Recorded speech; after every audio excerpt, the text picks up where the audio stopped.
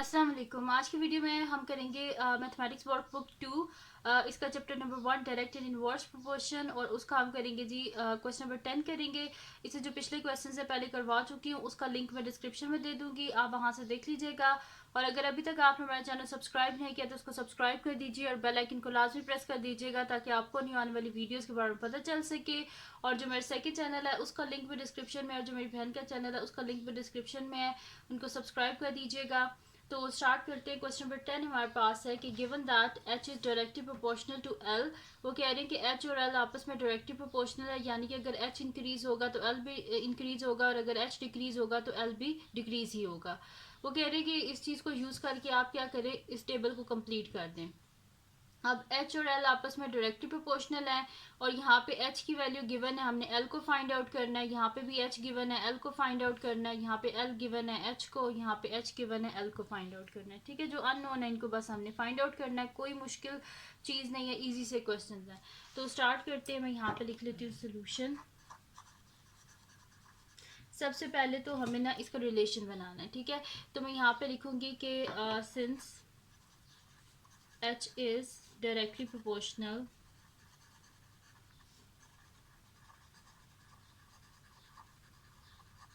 H is directly proportional to L, यानी कि ये हमारे पास क्या होगा, H is directly proportional to L. ये प्रोपोर्शनैलिटी का साइन हमने यहाँ से खत्म करना है, तो इसकी जगह के को एज अ कांस्टेंट लेंगे और साथ में एल आ जाएगा। एच इज इक्वल टू के एल वेयर के इज अ कांस्टेंट। ठीक है, के हमारे पास एक कांस्टेंट है। ठीक है जी, ये हो गया। अब यहाँ पे हमने इस के को जो है वो फाइंड आउट करना है। तो इस के को हम किस तरह फाइंड आउट करेंगे, यहाँ पे हम वैल्यू जो है वो ले लेंगे।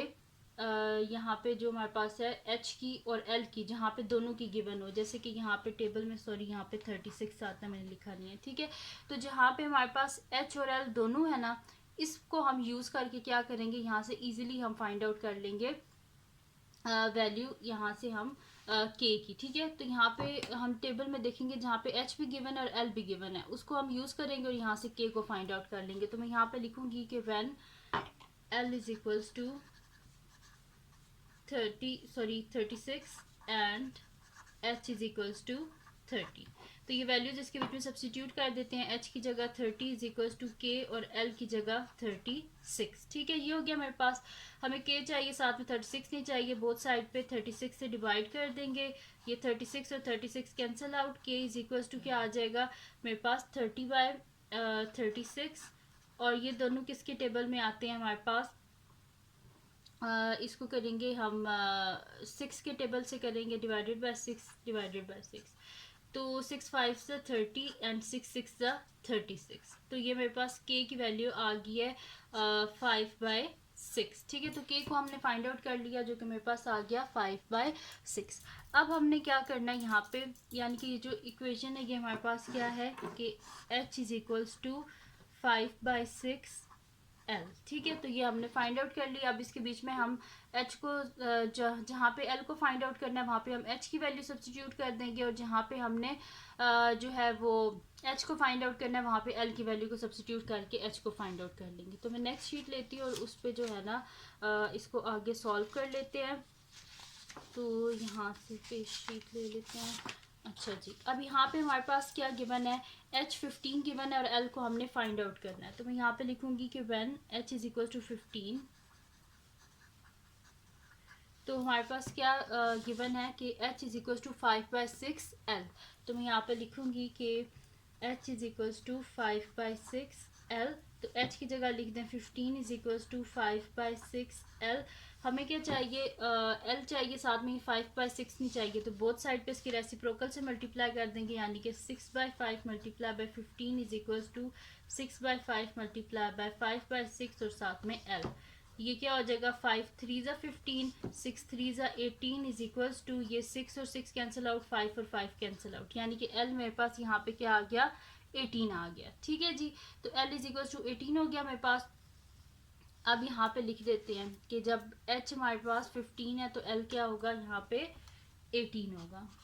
ठीक है जी, अब क्या हमारे पास है, अब हमारे पास एल है, एल क्या है 72 है, तो एच को हमने फाइंड आउट करना है। तो फिर यहाँ पे मैं लिख दूंगी कि when L is equals to 72। Equation के h is equals to 5/6L, तो यहाँ पे हो जाएगा h is equals to 5/6 multiply by 72। ठीक है, ये हो गया मेरे पास। अब हम देखते हैं इसकी कटिंग कर लेते हैं 6 से।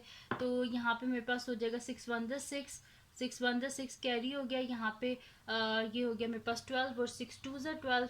तो h इज इक्वल्स टू मेरे पास क्या आ जाएगा 5 मल्टीप्लाई बाय 12, और 12 5 सा क्या होता है 60, तो h इज इक्वल्स टू 60। तो जब हमारे पास होगा L 72 तो h क्या होगा 60 होगा।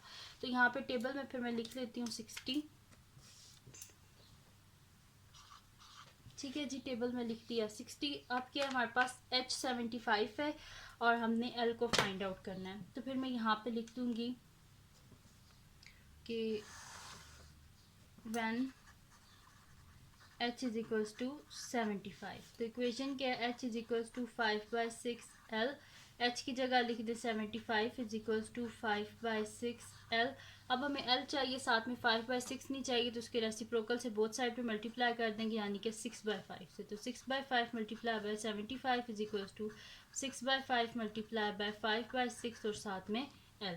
ठीक है, तो ये हो गया मेरे पास। अब यहाँ से कटिंग कर लेते हैं। 5 1 ज़ा 5 और 25 हो गया, तो 5 5 ज़ा 25। ठीक है, तो ये हो गया मेरे पास यहाँ पे। और ये 5 और 5 कैंसिल आउट, 6 और 6 कैंसिल आउट। ठीक है, तो यहाँ पे क्या हो जाएगा 6 multiply by 15 is equals to L। तो 15 6 ज़ा क्या हो जाएगा 5 6 ज़ा 30, 0 3 कैरी, 6 1 ज़ा 6 7 8 9 90, यानी कि L मेरे पास क्या आ गया L इज इक्वल्स टू 90।